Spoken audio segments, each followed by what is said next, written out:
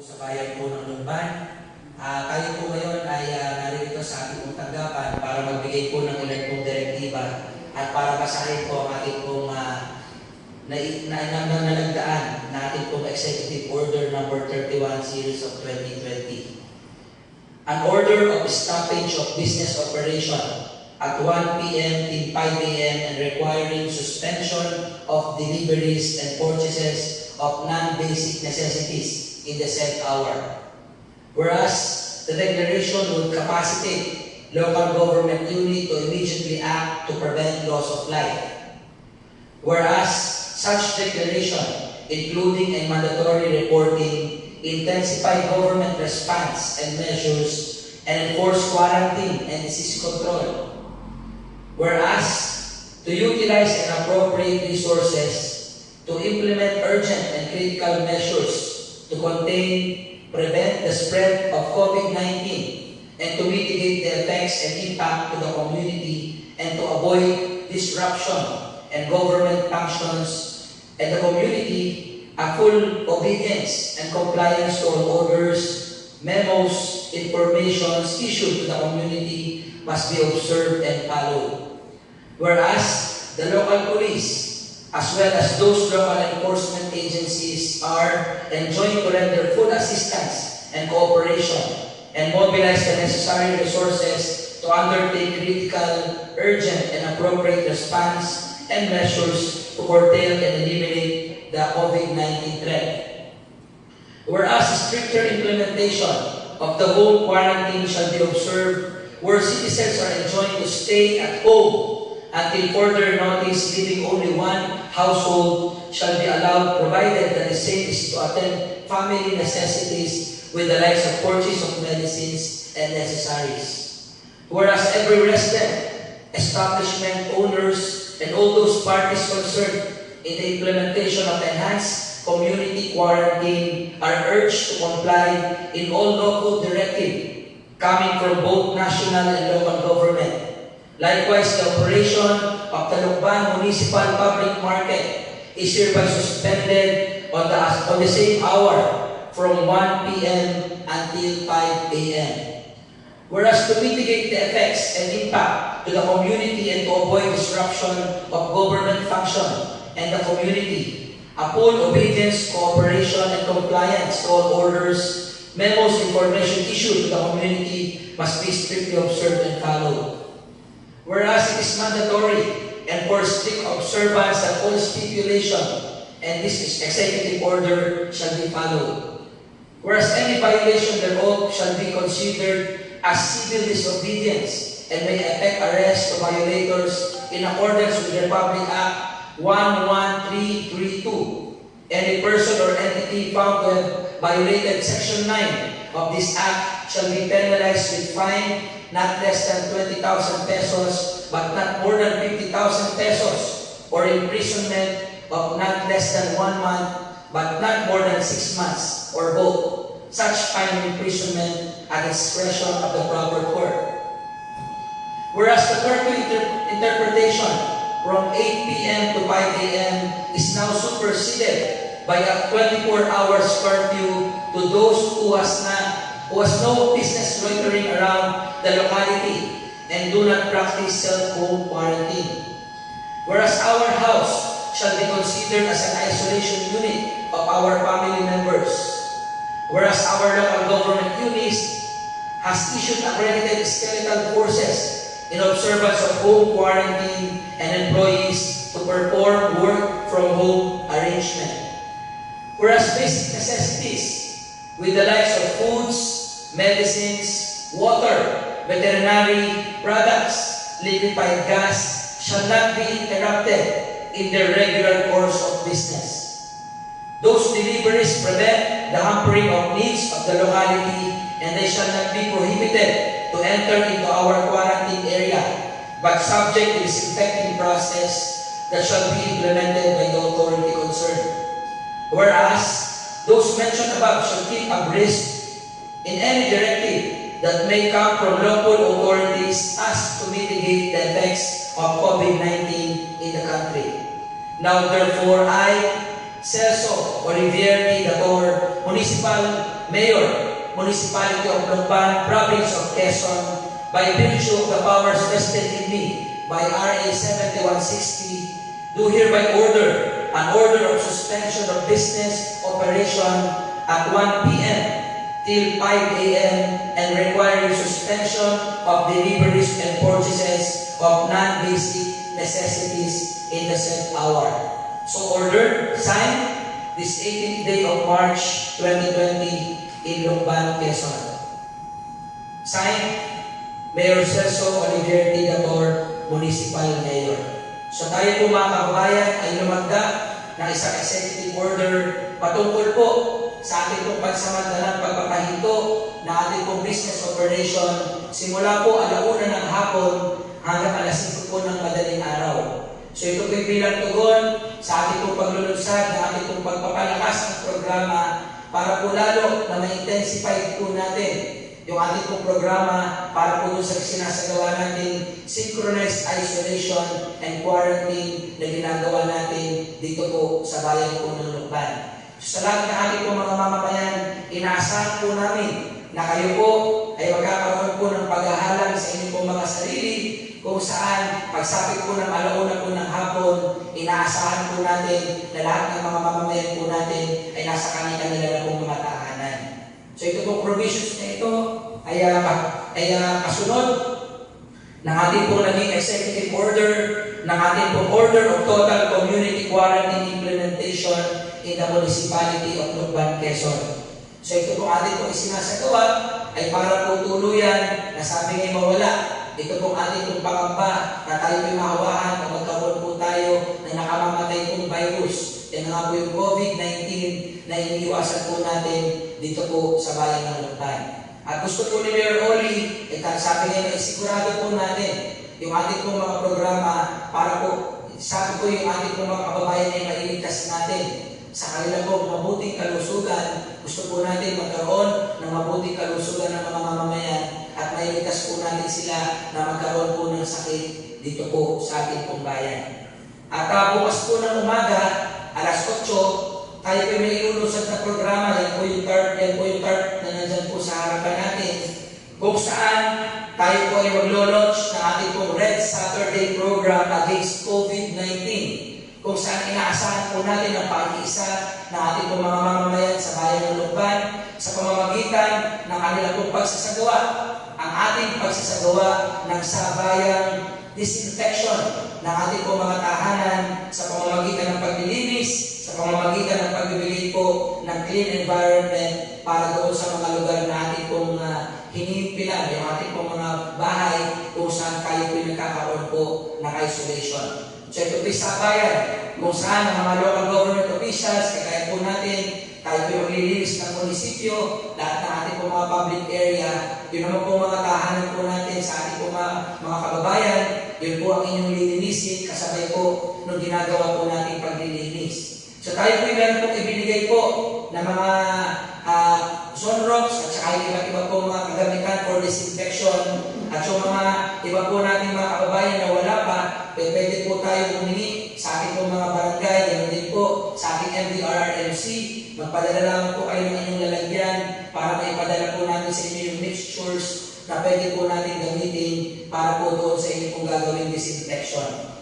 So ito pong ating pong Red Saturday program against COVID-19, gagawin po natin ito every Saturday sa nalolooban po ng ating pong 3 linggo or 2 linggong quarantine na isasagawa dito po sa ating pong bayan. So 14 days to maximum of 21 days yung ating pong ginagawa pong isolation and quarantine dito po sa ating pong bayan.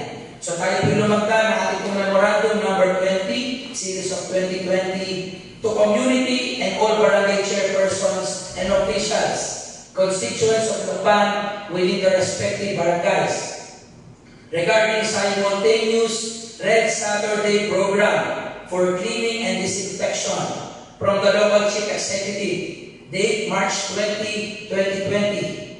You are hereby ordered to conduct disinfection within your respective barangays and households, simultaneous with the municipal-wide cleaning and disinfection activities in this municipality. Disinfectants and cleaning materials shall be provided by the municipal government for your strict compliance. Signed, yours truly, Mayor Celso Olivier Dator.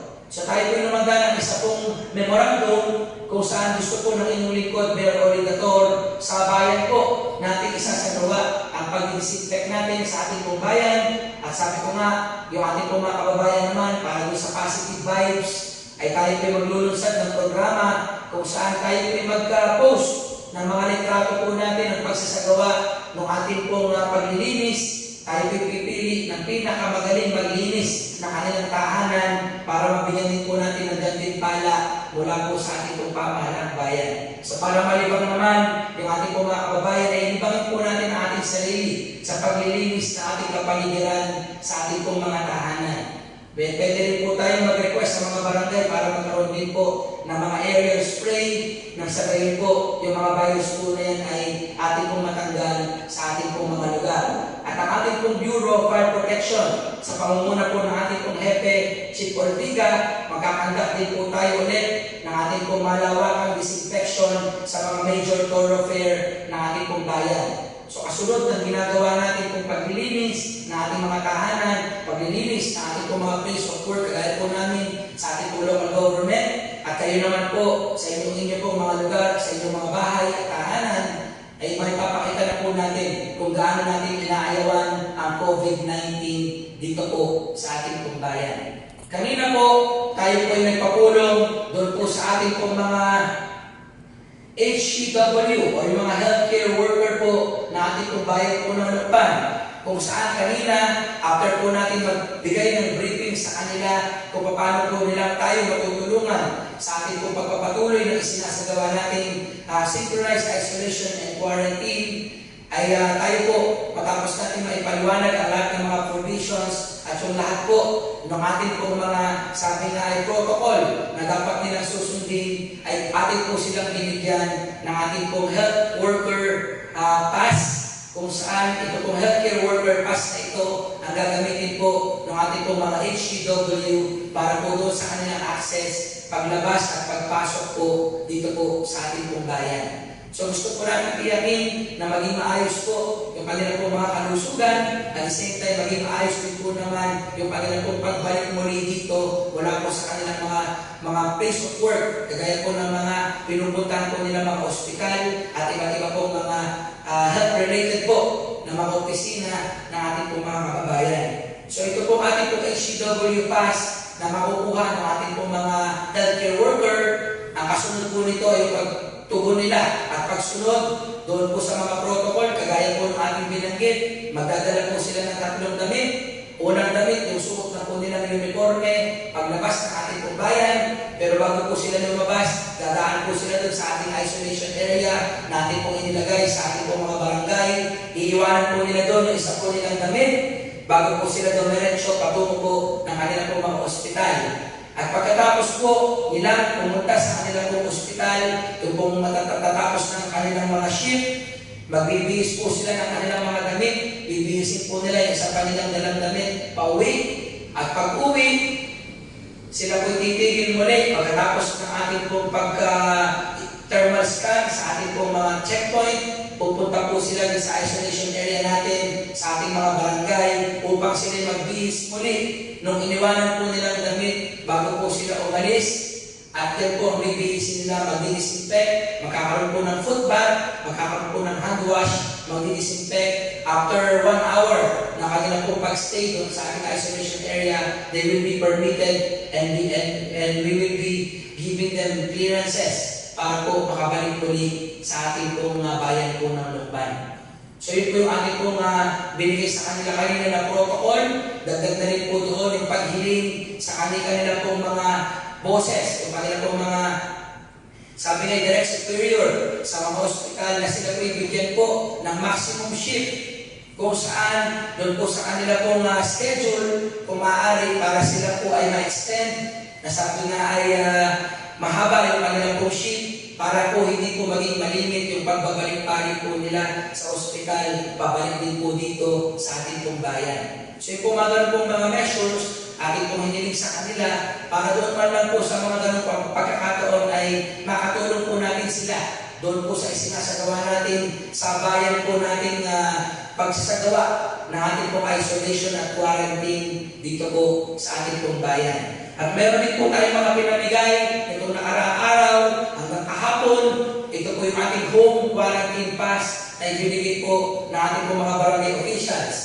So sa lahat po ng mga may hawak ng ating pong home quarantine pass, gagamitin lamang po natin ito ay pag po tayo bibili ng ating pong mga pangangailangan sa ating pong tahanan. In our case, dahil tayo meron na pong Executive Order number 31, ito pong ating pong quarantine pass na ito ay magagamit lamang natin tuwing umaga. Ano po? So mula alas 5 ng umaga hanggang alauna ng hapon. So kung may bibilin po tayo, yan po yung ating pong mga gamot, yung ating pong mga pagkain, yung ating pong mga basic necessities na pangangailangan para po sa ating pong mga tahanan. So ito pong ating pong home quarantine pass na ito, hindi po ito transferable. Kung meron pong mga pangalan na po nakalagay dito, kung sino po yung bearer, ito pong ating pong pass na ito, dapat siya po nagdadala. So sa tuwing siya po ilalabas para bumili, dapat daladala po niya itong pass na ito, kasama na rin po ng kanyang pong ID kung meron. Para po, meron po tayong pagkakakilanlan ng mga tao po lumalabas under home quarantine pass provision ng ating pong bayan. At meron din po tayong pinamahagi na ating pong business sector quarantine pass, kung saan sa lahat naman po ng mga skeletal force na ating pong mga nagne-negosyo or business sector na bayan po ng Lucban, ito po ating pong pinamahagi po sa kanila upang magkaroon po ng provisions. Yung ating pong mga manggagawa na nagtatrabaho doon po sa mga kinakailangan po mga working force para po hindi ma-disrupt yung po mga services, lalo yung sa mga basic needs, kagaya po ng foods, yung ating pong mga kinakailangan mga gamot, o yung mga basic necessities na ating pong bayan, ayan po yung magbibigay po ng provisions po sa kanila para sila ma-access na makapunta sa kanila pong mga place of work. At syempre, ito pong ating pong binigay ng mga car passes. Ito naman po, yung pagbibigay po ng ating pong pagpapahintulot doon sa mga sasakyang ginagamit para po sa mga basic din po mga services po na ating pong bayan po ng Lucban. So doon po sa mga binigyan po natin ng ating pong mga car pass, ilalagay po ninyo ito at ididikit sa inyong mga sasakyan. Hindi po pwede ito i-transfer o kaya po ay ipahiram sa iba. So inyo po ito ididikit sa inyong pong mga sasakyan at ilalagay po ninyo yung inyong mga plate number dito po sa ibabaw ng ating pong car pass. Para po may pagkakakilanlan na ito po'y talagang naka-issue doon sa mga unit na mga sasakyan po na isinuliti po ninyo dito sa mga request po ninyo dito po sa ating pong pamahalang bayan. So ito po hindi po passes para makalabas tayo ng ating pong bayan.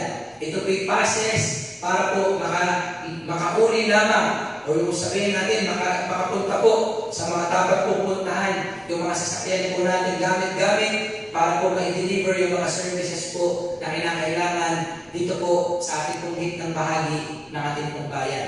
Pag inilabas po natin ito, diyan po sa ating pong border, kung pong yan po hindi authorized na paglabas, hindi po pahinging tulutan na makapasok yung sasakyan at yung driver po natin dito po sa loob ng ating pong control zone ng Lucban territory. So ang inyong likod, Mayor Oli Dator po, na ipagpulong sa iba't ibang mga business sector, kagaya po ng Poultry Breeders Association of Lucban, kasama na rin po natin dito yung ating po mga nagpulong na mga kasama po natin nag-deliver ng mga gulay o vegetable dealer of Lucban, narinig na rin po yung mga negosyo po na in relation sa food.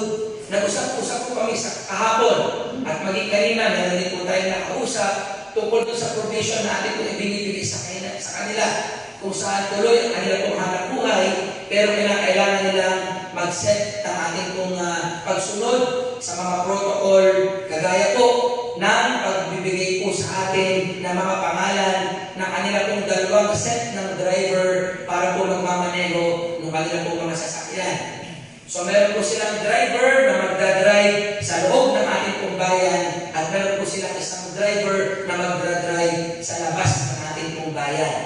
So yung pong ating mga sasakyan, dadalhin po doon sa ating pong checkpoint, sa border, iiwanan ng ating pong isang driver na nagdadrive sa loob para ipasa doon sa driver nila sa labas na magtutuloy po ng transportation patungo po doon sa destination nila sa labas.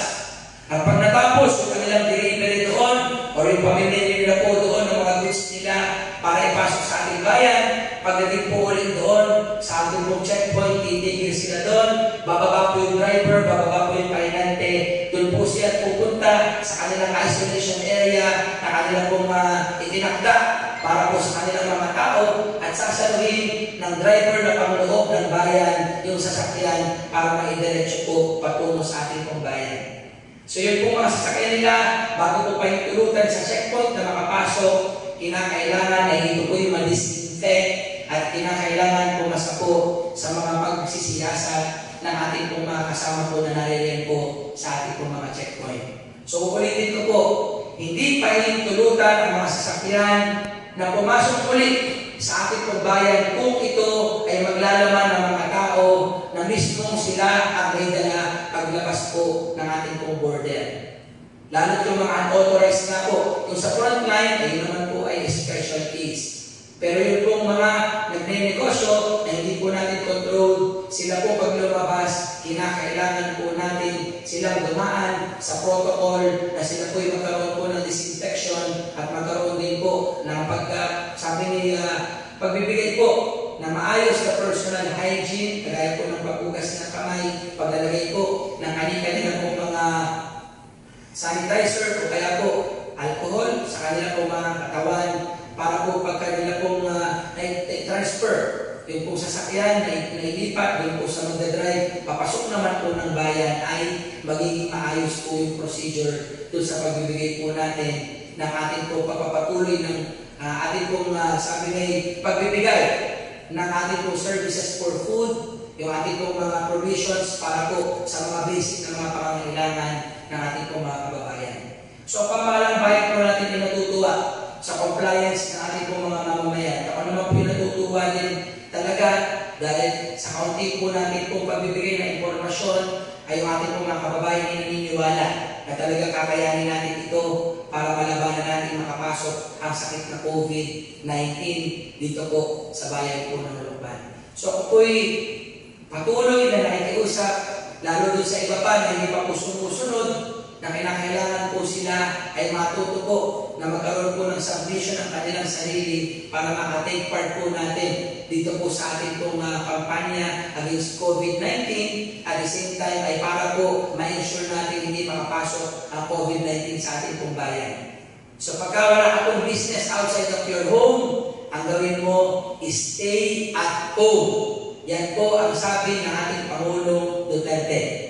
Ikaw ay manatili sa loob ng iyong tahanan. Wala nang higit pang pinakasafe na lugar sa panahon ngayon kundi ang loob ng ating pong tahanan.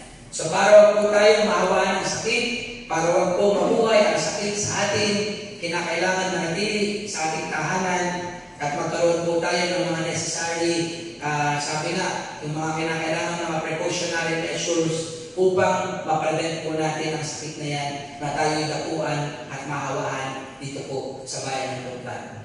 So ako po'y nagpapasalamat sa lahat ng ating mga frontliners.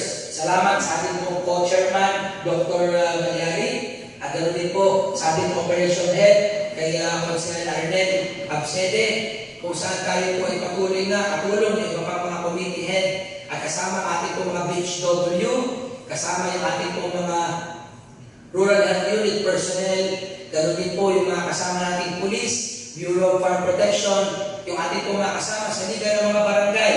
Ganoon na rin po yung ating pong mga katulong ng mga barangay tanod for enforcement, yung ating pong mga TODA na tumutulong as volunteers, at yung iba't iba pa po ng mga task force volunteers, iba't ibang association na tumutulong para po sa pagpapatuloy ng kampanya natin dito against COVID-19. So, pamahalang bayan po ng Lucban ay naniniwala na sa pagtutulungan ng lahat at pagkakaisa ay kaya po natin, sabi nga ay na-eliminate itong sakit ng COVID-19 at halinaw hindi na nga po ito makapasok ng tuluyan dito po sa ating pong bayan po ng Lucban at sa buong lalawigan po ng Quezon. So mula po sa inyong likod, Mayor Dator, kasama ko po ang aming pong Task Force COVID, kami po bumabati po sa inyo ng isang magandang gabi at maraming salamat po sa inyong lahat. God bless po at mabuhay po ang bayan ng Lucban.